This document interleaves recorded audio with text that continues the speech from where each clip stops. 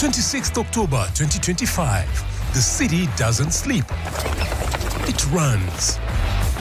The Standard Chartered Nairobi Marathon is here. From the crack of dawn, the champions rise. Speed, stamina, sweat, and stories of glory. Who will conquer the streets? Who will cross the line first? Witness every stride, every moment, live. Don't miss the action. The Standard Chartered Nairobi Marathon live on NTV from 6 a.m. on 26th October.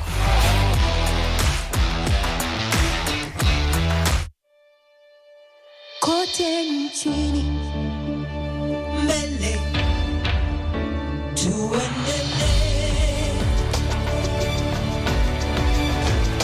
mbele Kenya twende mbele, Kenya twende mbele. NCBA, go for it. Joy isn't always loud. Sometimes it's a shared smile, a small victory, a bite that takes you back. Across the years, across the table, some things never change. It's joy passed down and served again.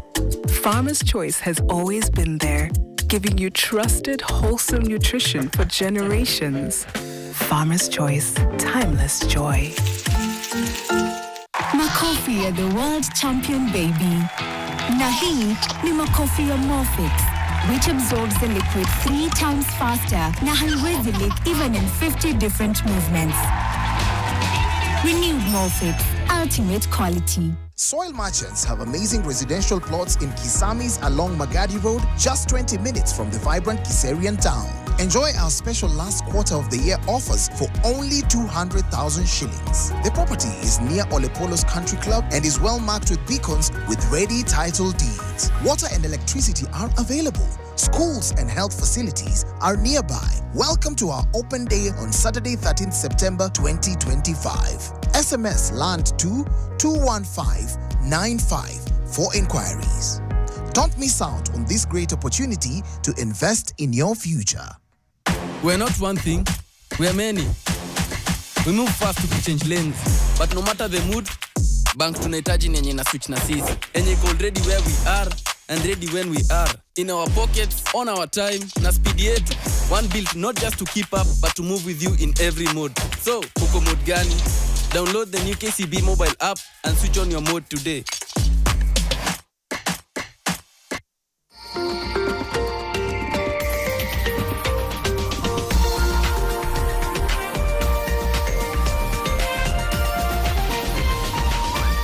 This is NTV.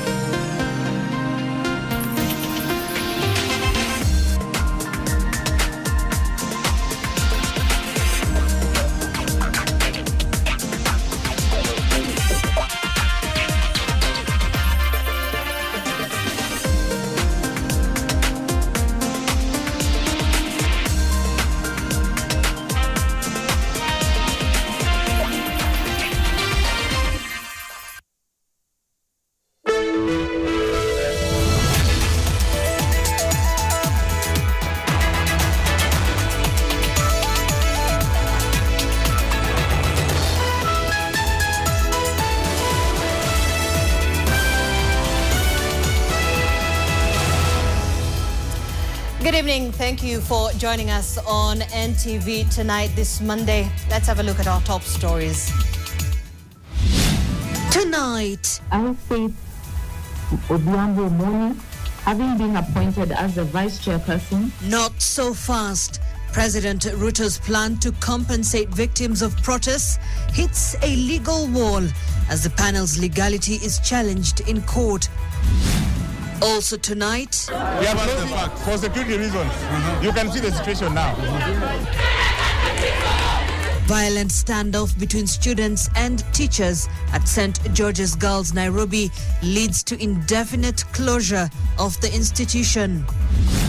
Plus, pain in the counties Thousands of workers go for months without salaries. National government blamed for delay in disbursement of funds.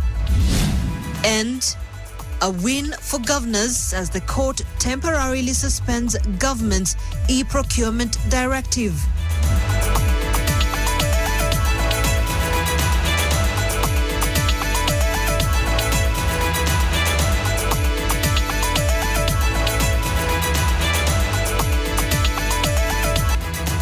Live from Nation Centre, this is NTV Tonight with Zainab Ismail. Well, thank you indeed for joining us. David Agondo is our sign language interpreter. St. George's Girls Secondary School in Nairobi has been shut down indefinitely after a violent standoff between students and teachers.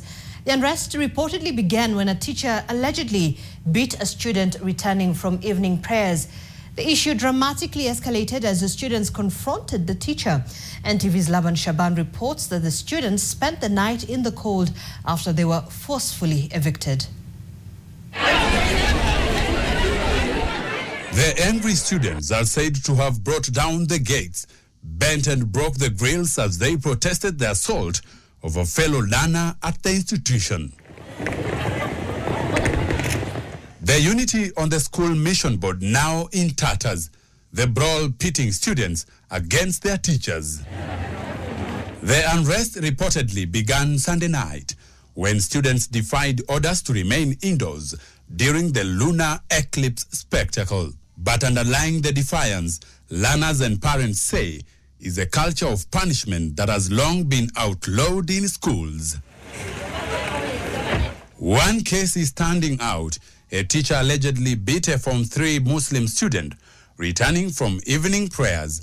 The incident ignited simmering tensions, with students confronting the teacher before police whisked him away. Students say they were forced out at 9 p.m. during the eclipse and camped at the gate in the cold from midnight to 3 a.m. before being ordered home by the principal. They declined, choosing to wait until dawn.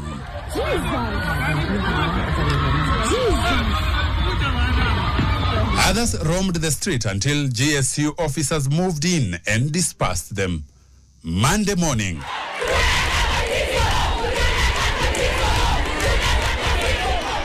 school principal Assumpta Mwangi and her teachers kept their distance as angry parents demanded her presence. She's faceless. She didn't come to face us. Did she face us parents? Did you see her? The principal did not appear in person, instead addressing the gathering from inside the administration block. We are declaring the school officially closed. Parents, take your children. Her hidden address angered many. You're hiding behind the walls. How are you instilling confidence in us that you are really empathizing with the situation? The parents demanded clarity, but it was Dagoretti North Deputy County Commissioner George Juma who later delivered the official word. A school should not look like this. So for security reasons, we are closing the school as we make further decisions. So what exactly happened yesterday night? Investigations are ongoing. The parents and their students were given a 30 minutes window to leave the school as investigations commence. As learners left, watched by police officers, St. George's Girls sit empty. Its future and the answers parents and students demand still unclear. Laban Shaban, NTV. And we'll certainly be keeping tabs with that developing story. Well, tonight, thousands of employees in at least 10 counties have not received their salaries as a cash crunch hits the devolved units. Some workers have not seen a paycheck since June, and for many families, the hardship is already overwhelming. Officials blame late disbursements from the national government and also the rollout of a new financial system.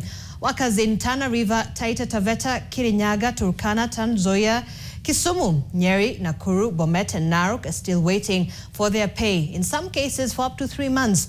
In Tana River County, for instance, workers have gone for 3 straight months without pay.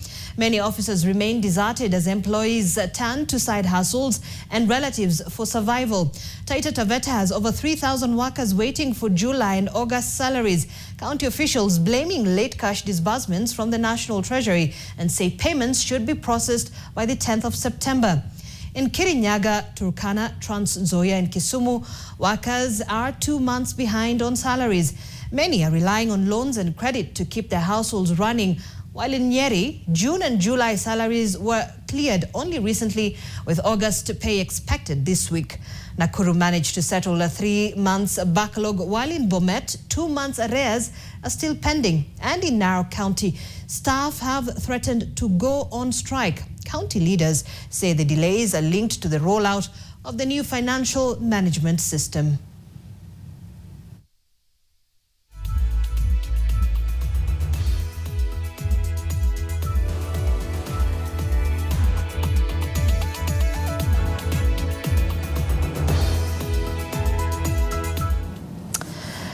Meanwhile, President William Ruto has suffered a blow after the High Court slammed the brakes on the implementation of his recent decree that he believed would address corruption. The High Court in Nairobi has halted the President's directive on mandatory use of electronic procurement by all public entities. The government's insistence received opposition from a section of county governments, leading to a legal challenge initiated on Monday by the Council of Governors alongside a civil rights group and 3 citizens. They petitioned the High Court to suspend the rollout on grounds that there was no meaningful and qualitative public participation as required by Article 10 of the Constitution. The court directed the Attorney General and the National Treasury to file their responses to the case before the 26th of September and fixed the case for hearing on the 14th of October 2025. 215 didn't show up. So they... Elsewhere, the Supreme Council of Kenya Muslims finds itself at the center of a deepening leadership crisis that has split the organization down the middle.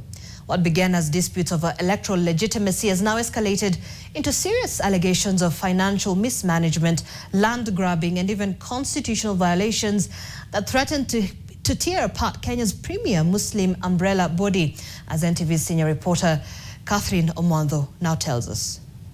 At the heart of the controversy is Hassan Olenado, whose continued leadership as SUPKEM's chairman is being challenged by officials within the organization itself.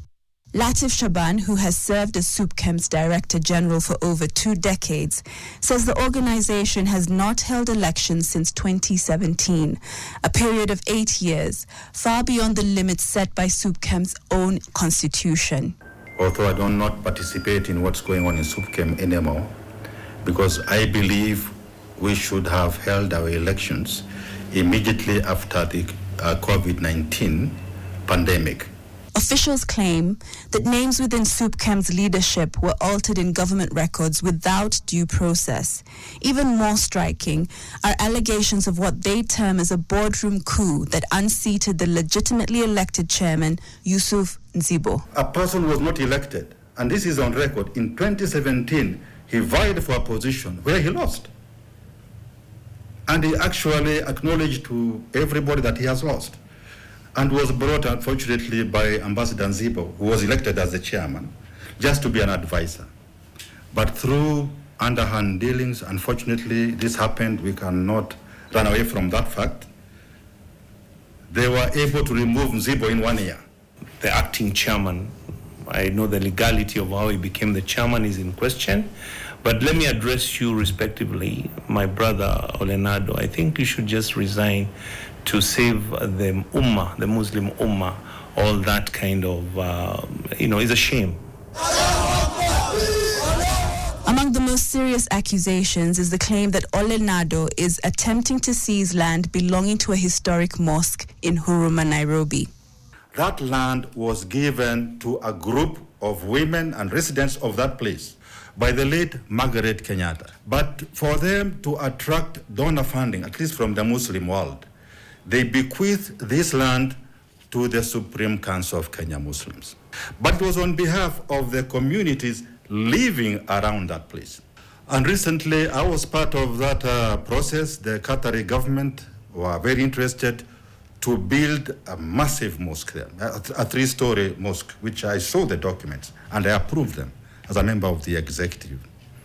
Suddenly, we hear there is going to be built a house, I think affordable housing, without consulting the community. The leadership wrangles have also disrupted SUPKEM's core mandate. This year's Hajj pilgrimage drew widespread complaints. Even the officials themselves concede that the current leadership, including them, lack legal mandate.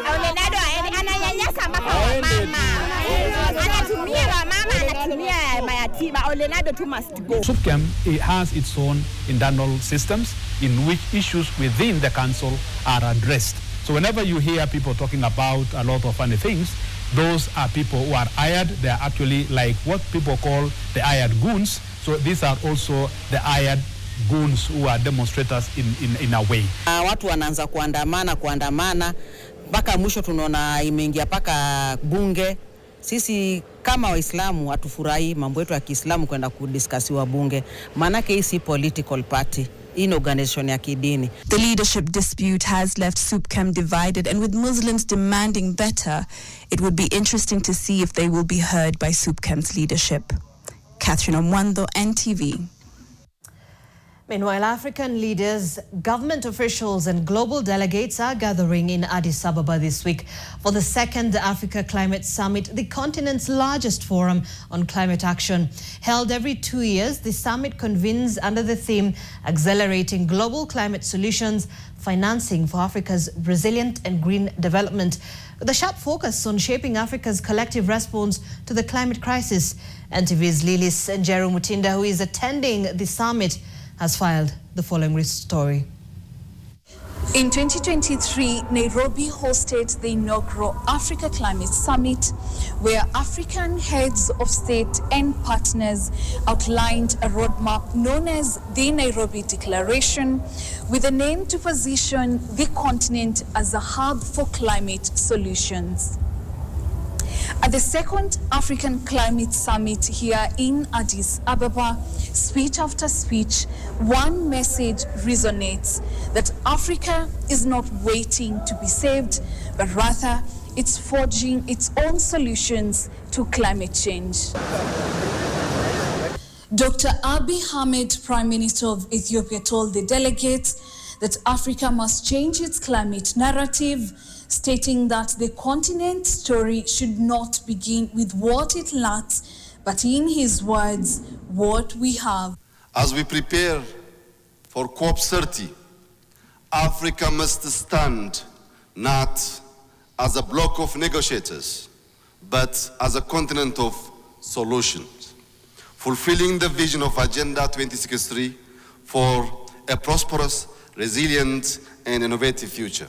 The road from Nairobi to Addis Ababa tells a complicated story, one of the progress marked by rising ambition, yet shadowed by a widening gap in delivery. 2 years later, we have come a long way. Our potential is recognized, our voice is heard, and our solutions are being deployed. It has never been more urgent for Africa to stand together and demonstrate that collaboration delivers prosperity and peace for all of us.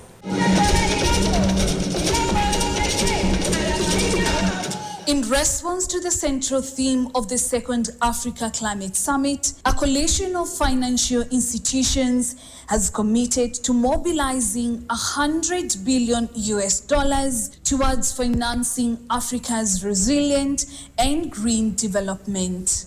Lilis Njeru Mutinda, NTV, in Addis Ababa, Ethiopia. All right, thanks, Lilis. Nairobi County Governor Johnson Sakaja and Regional Commissioner Gilbert Kitio are linking a recent surge in theft and robbery to dysfunctional street lighting in the central business district.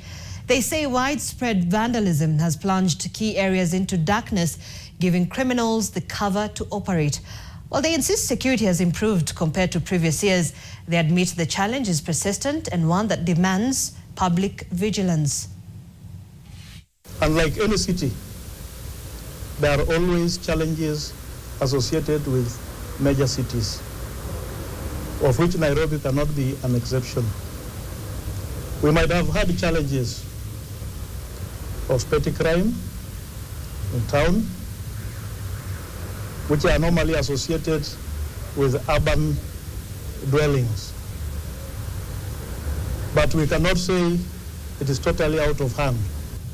Vandalism of public infrastructure deserves the highest sentence, because that is infrastructure that has been placed there by your money as Kenyans.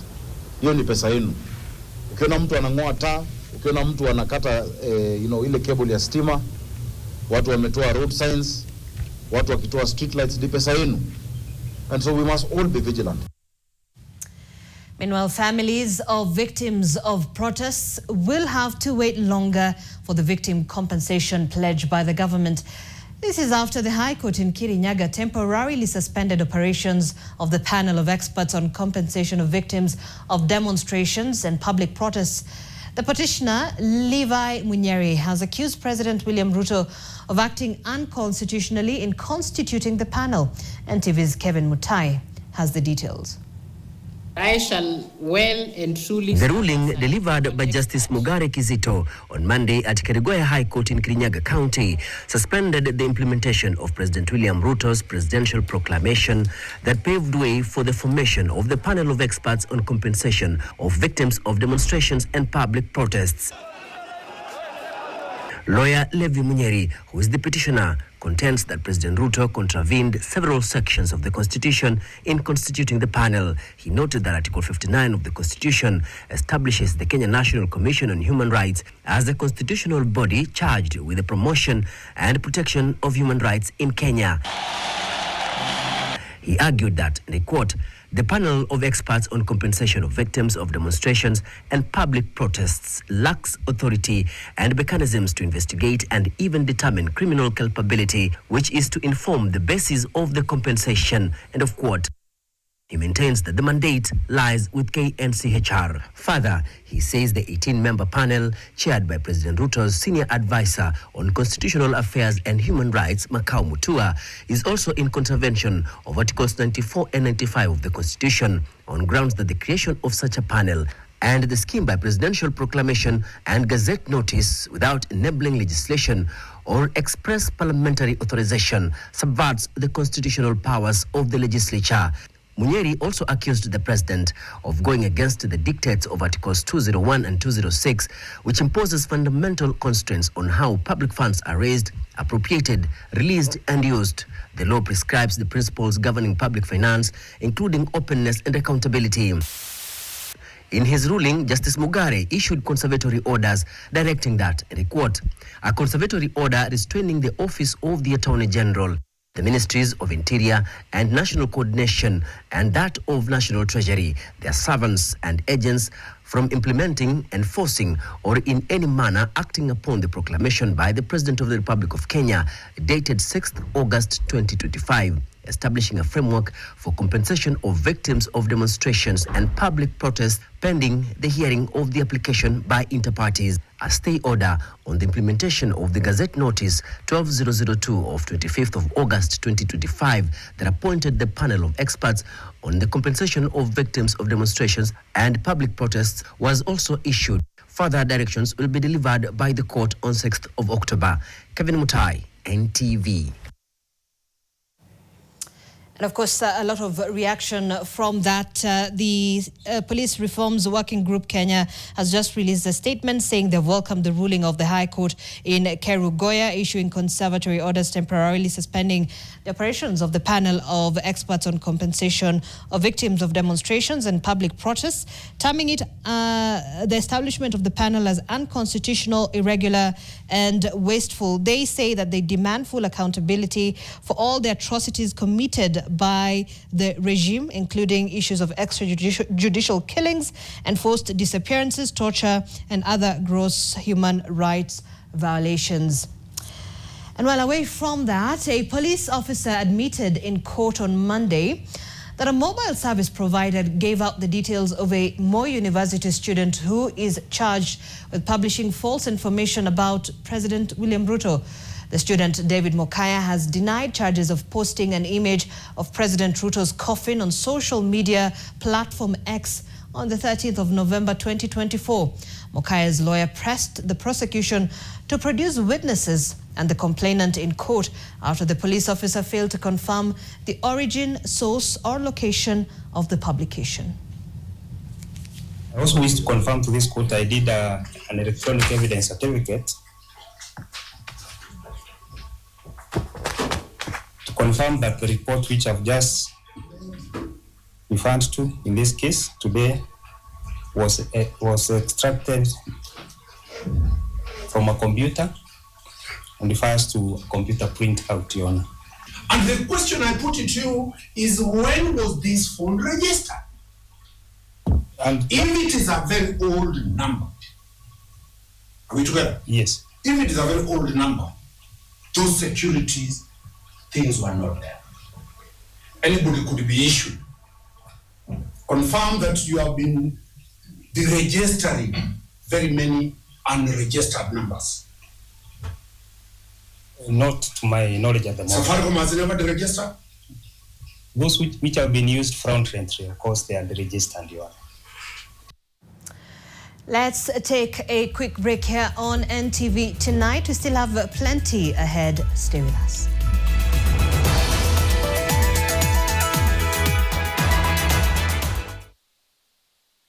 Did you know the Capital Markets Authority, CMA, also regulates Kenya's commodity markets? CMA licenses and supervises spot exchanges and brokers to ensure transparency and fair pricing. Coffee is the sole commodity under its oversight, traded every Tuesday at the Nairobi Coffee Exchange, NCE. Licensed brokers bid openly for farmers' beans, helping them earn fair returns. Want to learn more? Visit the NCE and see the auction in action. Stay alert. Invest smart.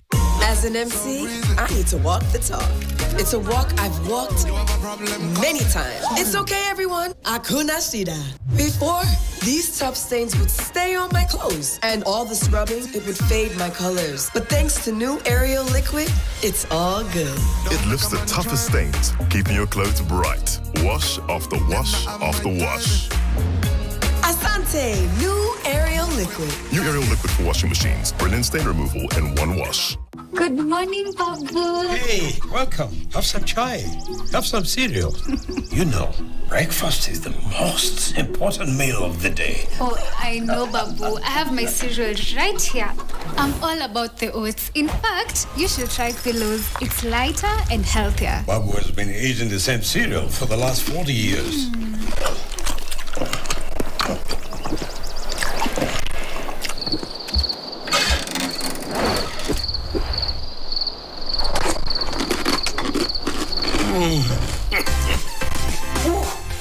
Feels so good to be young again. Oh, Babu. Philos, a product by Bidco Africa. Deals kibao kila wiki na Carrefour. Enjoy Pal Fortified Rice Pishori 5 kg at 999 shillings. KCC Fresh Milk 500 ml at 44 shillings. Jamal Laundry Bar Soap Cream 1 kg at 154 shillings. And Von 12 kg washing machine at 54,995 shillings. Deals kibao kila wiki na Carrefour. But I want Leonardo to find out about my wedding. I want him to know that he will never see his daughter. Don't have anything else against me? Then I think that we can consider this matter closed. No, ma'am. That won't happen until an expert graphologist confirms if it's your signature or not. We used to have a great time, remember? Stay away. You're a real jerk. I'm your boss and this hospital is mine. I've got a plan to handle mishaps like a boss. So even when things get out of control, I'm always in the driver's seat. ICEA Lion has a plan for everyone. ICEA Lion, what's your plan?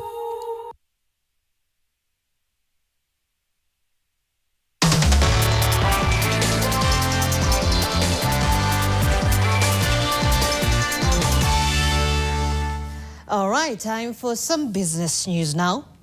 Employers have been urged to gradually consider flexible working shifts for their staff as the job market makes drastic changes towards task-based remuneration and terms.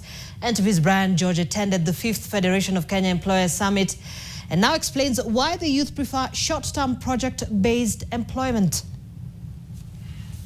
Freedom and flexibility, faster learning, multiple income streams, and adaptability in a fast-changing economy are the main reasons why young employees prefer project-based assignments and payment compared to lengthy career paths. However, in many regions, including Africa, permanent, well-paying jobs are scarce, and the youth have adapted to embracing project-based work as a practical survival strategy while building networks and income streams. Delegates attending the ongoing Employer Summit urged employers to develop new working models that support these employment models. What we must see going forward is that there might be need one day of having a very sort of task-based employment where you're really specialized in a particular task. You provide it to this employer, to another employer, multiple employers, but based on tasks, based on hours. It's currently very common in developed economies where people apply themselves for various different employers and different jobs, but in a kind of speciality. Many young professionals see projects as a chance to build diverse experiences quickly. Working across industries, clients, and technologies makes them more adaptable and attractive in the job market. And with the advent of the gig economy, technological advancements have made it easier to access these short-term jobs and projects.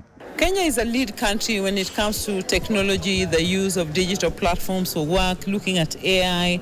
As business people, we do not fear technology. We do not think that AI is replacing the human element. What we need to do is change the mindset around that and enhance the use of AI to increase innovation, efficiency, and delivery on the job.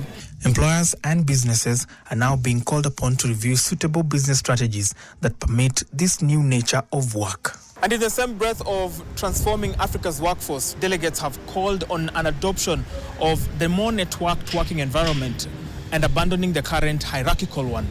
Brian George Otieno, NTV, Nairobi.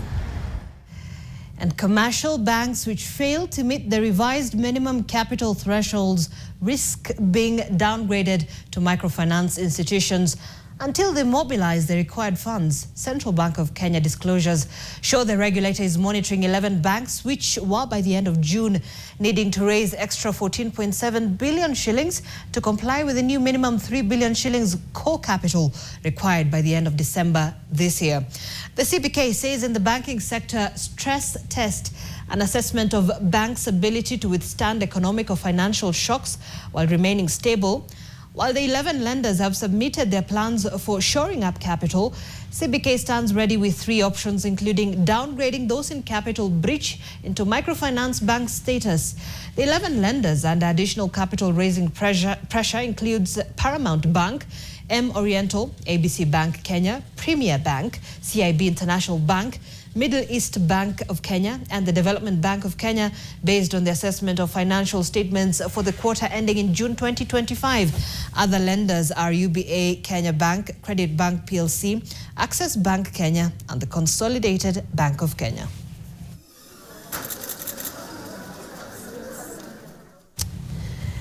Well, the Office of the Auditor General is now calling for stronger sanctions by relevant bodies once it generates its audit findings and tables its report before the National Assembly. Speaking at the inaugural town hall by the Institute of Certified Public Accountants, Deputy Auditor General Fred Odhiambo said the reforms are necessary to ensure that public audit plays its rightful role in combating corruption in the country. The Institute says that the rollout of the unique document identification number will help in the fight against corruption at the practitioners level.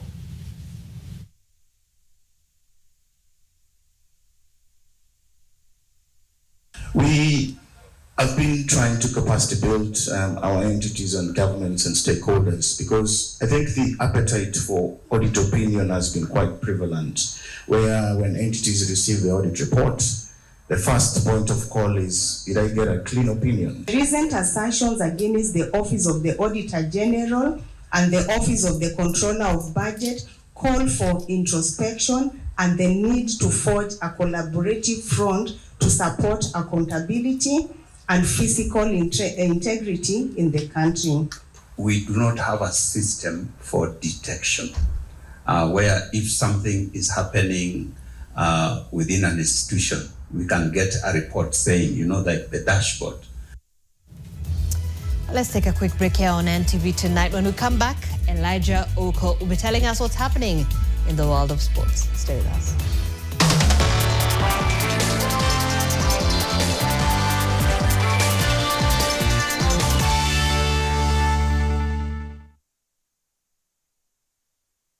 Make every dollar count. Earn in USD with Britam USD Fixed Income Fund and earn interest of up to 5.5% to 6.5% per annum. Jenga future yako na ya familia. Unangoja nini? Invest smart na Britam leo. Download my Britam app on Google Play Store or App Store to sign up and get started today. Terms and conditions apply. Britam, 60 years of safeguarding Africa's dreams and aspirations. Hey, my dear, these popular detergents are not that special. As long as the clothes are clean, it's fine. But Mom, quality matters. Hiya, I see you have a debate. Diana, I bet you use a popular detergent. I'm all about results. Msafi here removes the tough stains so your baby's clothes will remain spotless and smelling fresh. The 1 kg of Msafi costs the same as 500 grams of a popular detergent. Now that's value for money. And smart shopping. Chagua smart, value maradufu, na Msafi. Kote nchini mbele tuendelee,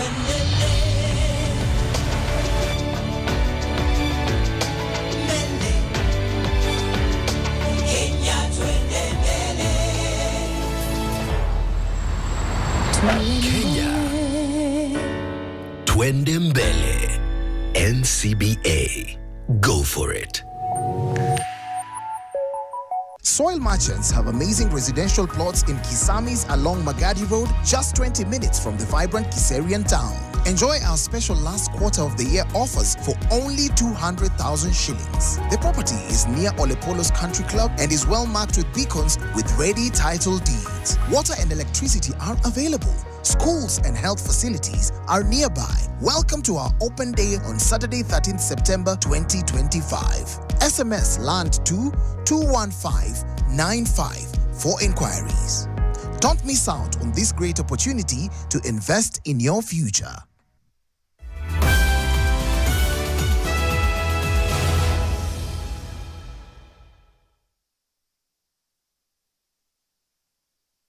NTV Sports News brought to you by Nivea Men Deep Body Lotion. Thank you very much for joining us and welcome along to NTV Sport. My name is Elijah Oko. Let's begin with football. And Harambee Stars head coach Benny McCarthy has urged the local-based players to uphold the high standards that are set at the national team when they return to their local clubs. McCarthy chose a total of 13 players from the local league who also played in the 2024 African Nations Championship in the current FIFA international window. The former striker emphasized the need to maintain the professionalism that they are exposed to in the national team if they are to ever take their game a notch higher. McCarthy was speaking ahead of Harambee Stars' game against Seychelles in the 2026 FIFA World Cup qualifiers that will take place on Tuesday from 4 p.m. at the Moi International Sports Centre, Kasarani. Kenya lost 3-1 to Gambia on Friday and will be looking to make amends after their World Cup hopes were extinguished after the loss.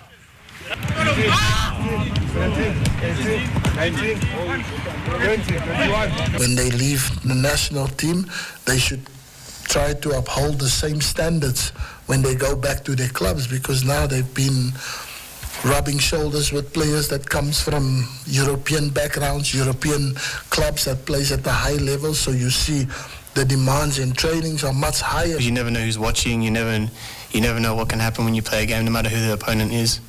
You get to make your family, country proud. So really it's just about keeping the good habits, really, and just preparing for any other game, no matter who the opponent is. In rugby, Daystar University Falcons, who made history at the Kabiberi Rugby Sevens, reaching their first ever cup final on Sunday, are still relishing their impressive performance at the RFUEA grounds on Sunday. Falcons played 6 games and won 5 before they lost to eventual winners KCB. The Falcons beat Homeboys 15-7 in their first game before edging fellow university side Catholic University 24-12. In their last group game, they secured a comfortable 25-12 victory. Captain Clinton Amukwachi led by example, scoring in each game on day 1. The performance secured their place in the Cup quarter-final for the 3rd time this season. They upstaged Oilers and reached the semi-final to face Strathmore University, which was their true test. The Falcons' defense stood firm to frustrate the Leos and progressed to the final, where they lost 20-10 to KCB. Amukwachi was on the scoreboard in the quarter and semi-final, but didn't score in the final. Daystar superstar Patrick Odongo, who plays for Shujaa and Monaco, was also one of their key players. So some of these boys have come from high school last year. So going into Dala, the players themselves know they have to achieve something and be able to get those 10 points or get that position 6. But I'm proud of the young team because they've surpassed. I can say the boys are prepared. They're not afraid of any team, and they've really been working hard. And I can see the results. They've been putting in their hard work each and every day. Even though I was away, came back to join them, and we have been there supporting each other. Now I can see the results, and I think they're prepared for the Kenya Cup season.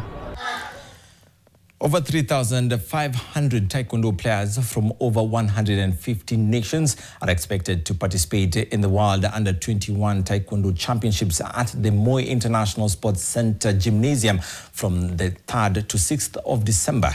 This is the first time Kenya will be hosting the global showpiece, which will be organized by the Kenya Taekwondo Federation. Kwanza nachukua fursa hii kuwashukuru sana serikali ambao walitusaidia tukaenda tukafanya bidding na tukashinda, na pia wametusaidia sana katika mchacheto wa kuweka LOC pamoja.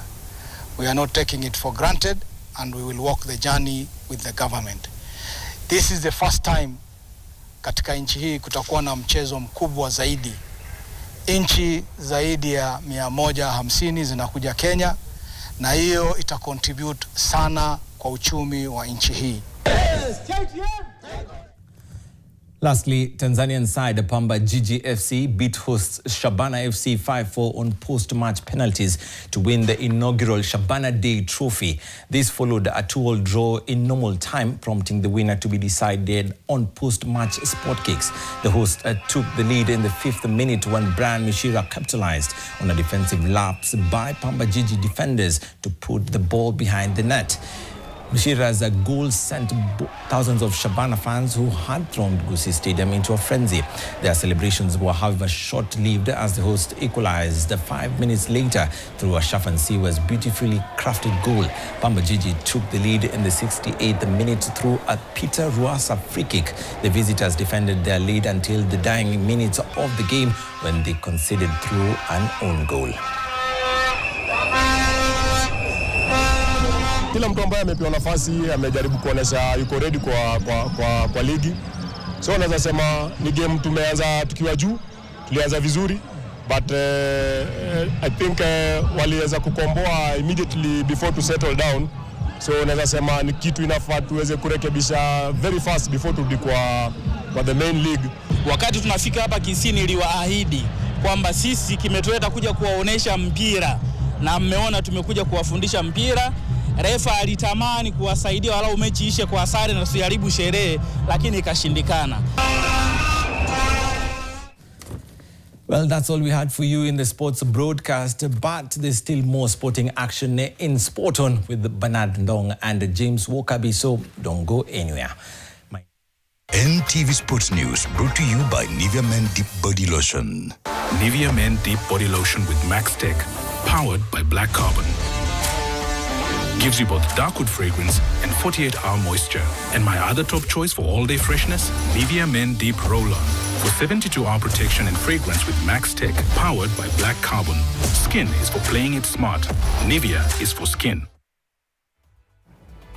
All right, thank you, Elijah, and rightly so when he said sport on will be coming up shortly with Bernard Ndong and James Wokabi, so stay tuned for that. But this is where we wrap up NTV tonight. Thank you so much for your valid company. And you know, when you have such a long day, sometimes you need a moment of calm. So I'm going to leave you with inspiration from nature. So just soak it in for a moment and relax.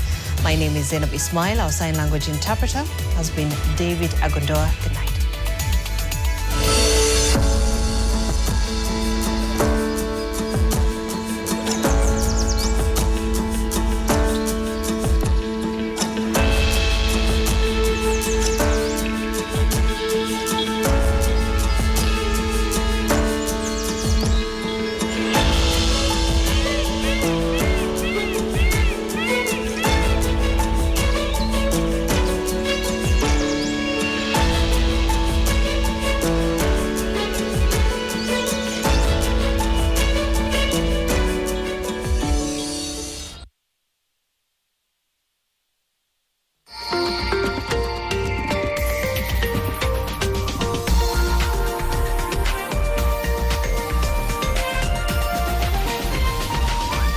This is NTV.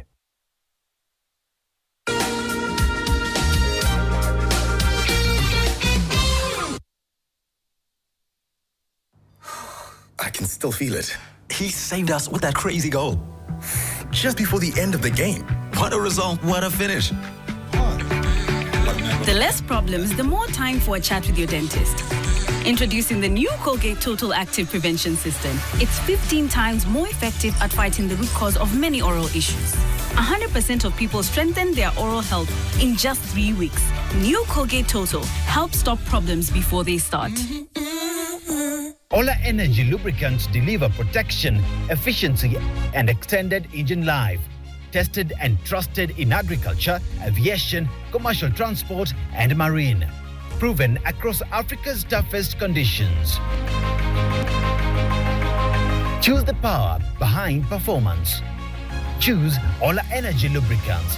Ola Energy, authorized distributor of mobile products. But I want Leonardo to find out about my wedding. I want him to know that he will never see his daughter. Don't have anything else against me? Then I think that we can consider this matter closed. No, ma'am. That won't happen until an expert graphologist confirms if it's your signature or not. I used to have a great time, remember? Stay away. You're a real jerk. I'm your boss and this hospital is mine. I've got a plan to handle mishaps like a boss. So, even when things get out of control, I'm always in the driver's seat. ICEA Lion has a plan for everyone. ICEA Lion, what's your plan? On 26th October 2025, the city doesn't sleep. It runs. The Standard Chartered Nairobi Marathon is here. From the crack of dawn, the champions rise. Speed, stamina, sweat, and stories of glory. Who will conquer the streets? Who will cross the line first? Witness every stride, every moment, live. Don't miss the action. The Standard Chartered Nairobi Marathon live on NTV from 6 a.m. on 26th October. Watu wanashukiwa ni watu wako na password ya 3. Mimi nimetoa password wapi? Normally mimi ndio nakuanga suspect, but in that case... Introducing Smarter Weekly 300 and 500 bob. Browse, chat, call, and rudishiwa 100% transaction fee na Airtel Money. Ukitransact any pay bill across the country. Ukitransfer chapa from your bank to Airtel Money. Uki-withdraw chapa from an Airtel Money agent. Dial star 544 hash or use My Airtel app. Asanteni wa Kenya.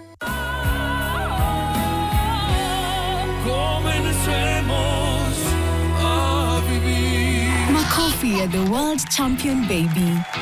Na hii ni makofi ya Morphix, which absorbs the liquid 3 times faster na haiwezi leak even in 50 different movements. Renewed Morphix, ultimate quality. This September, the future of Africa's energy takes center stage at the heart of Volcaria Naivasha. today have signed an MOU that will aim to strengthen the strategic partnership that we already have with KenGen. So this alliance aims to bring us together to support some key programs like the Sustainability Energy Summit that's coming up. We have a new strategic plan running from 2024 all the way to 2034. And our focus is purely to increase our capacity, our generation capacity, by another additional 1,500 megawatts, purely from renewable energy. Join us for the second Sustainable Energy Conference starting this September 17th to 19th under the theme Renewable Energy for Sustainable Development. Don't miss this powerful convergence of ideas, leadership and action as we power a cleaner, smarter Africa. Reach your audience instantly and make a lasting impression with Nation Sema. Affordable bulk SMS at 0.3 Kenya shillings. Own sender ID for 10,000 Kenya shillings plus 10,000 free messages. To sign up,